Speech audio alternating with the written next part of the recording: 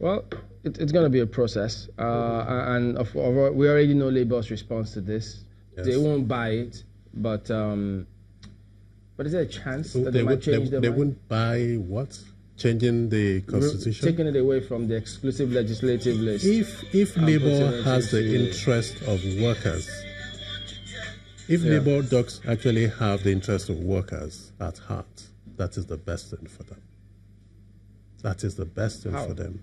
Because they know that once that happens, you leave them at the mercy of the governors who, as we've seen now. But they can engage governors. Let's look at it this way. The strike, if that happened, do you think the populists would have the sympathy of the populists on the strike? One segment you're having to do, and then you shut down the whole nation? You wouldn't get the sympathy of the populists after a day or two. So it's in their interest, if it is moved to the concurrent legislative list, if they have to engage one or two governors, they can engage those two governors. They don't have to affect the rest of the nation on that issue. And I think they will have more bargaining power at that point, because then they'll be talking to a governor. They can even quote statistics from other states. So this state is doing this, their income is the same as yours, their civil service and workers' population is this and all that, and then have better facts to be able to argue their point. I think they have been short-sighted and probably myopic. What about the fact that all the governors are not on the same page on this one? Because Labour also told us that some states said they could pay, while the others thought, you see, that further shows the point. Even the fact that the committee has to consult the states shows that you can't do these things without the states. But interestingly, they also said, Labour said, well, Delta said they couldn't pay. Yes. Akwa Ibom hadn't said anything. Yes. I mean, he thought, those are the states who should jump on the bandwagon and say, look, I can pay you even 40. Yes. So if they're saying that, if they're hesitant at that point, what then do you expect other states to do? Look at it this way. Look at it this way. If you have a group of people and there's income disparity, sometimes those who can afford want to hold back. So they're not seen to be pushing things and figures that the others who are disadvantaged are unable to do.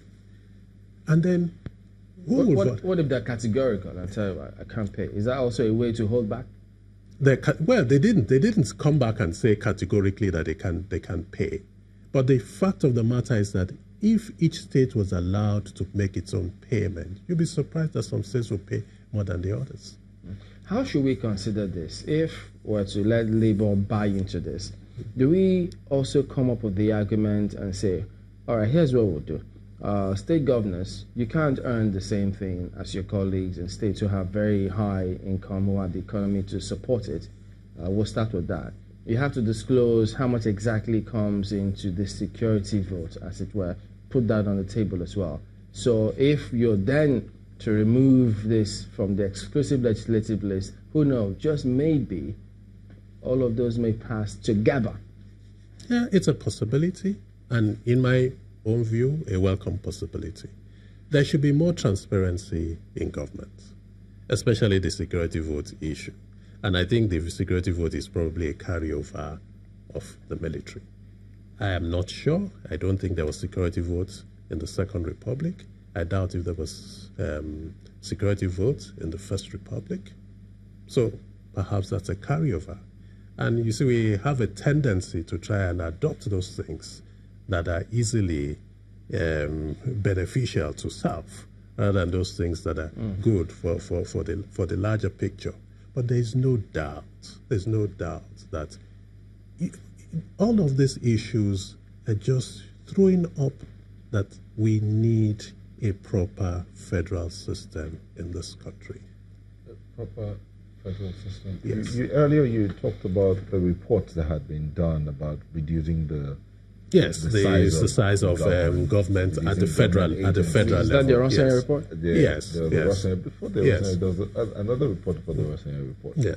But there's this school of thought that believes that if there's one agency determining the salaries of all public servants, whether elected or civil service, then it will be a lot easier. That means. But there's the revenue mobilization and fiscal agency already. I don't know. It seems to me that there is also the salaries and wages commission. Yeah, but that's for the public sector. That's for determines the size of the civil servant. So the civil servant, and the RMAF is supposed to the executive and the legislators. But the legislators have been able to fix their own salaries. Is that committee? Their salaries are not. Did they fix? No. I think the Revenue Allocation and Mobilization Commission, Fiscal Commission handles their salaries. Fixes it. No. But the disbursement, they are meant to. Okay. I am not sure they have. No. Going by the laws that set them up, they fix it, but the disbursement is left to them. Are they the ones that fix? Wait. Are you their sure? Allowances are the. Oh no! Yes, sorry. Yes, there's a dichotomy. Yes. You make this splitting the hair. You talk about salaries, and then you talk about allowances. Exactly, because they don't do anything about allowances. So National Assembly can touch their allowances. And that goes to show that shouldn't that law be amended to also touch allowances? Or to make it what? Salaries, wages, and allowances, and everything. So that traveling abroad, this and that quota. Because most of this income, even from the from the executive arm of government.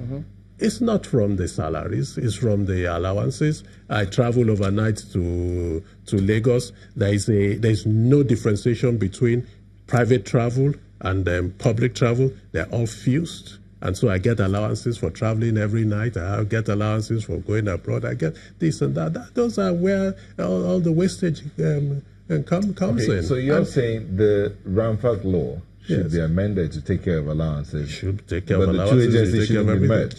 Sorry? The two agencies should not be merged. I don't think that, because one is for the public sector and the other one is for elected and the executive arm of government. That for the elected, that's the RMAFC is for elected government. Dichotomy between them? Well, first of all, even let's look at it. It says revenue mobilization. I don't see any mobilization that commission does.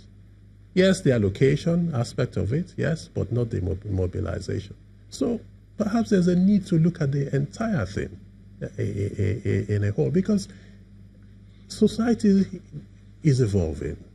Laws shouldn't be static.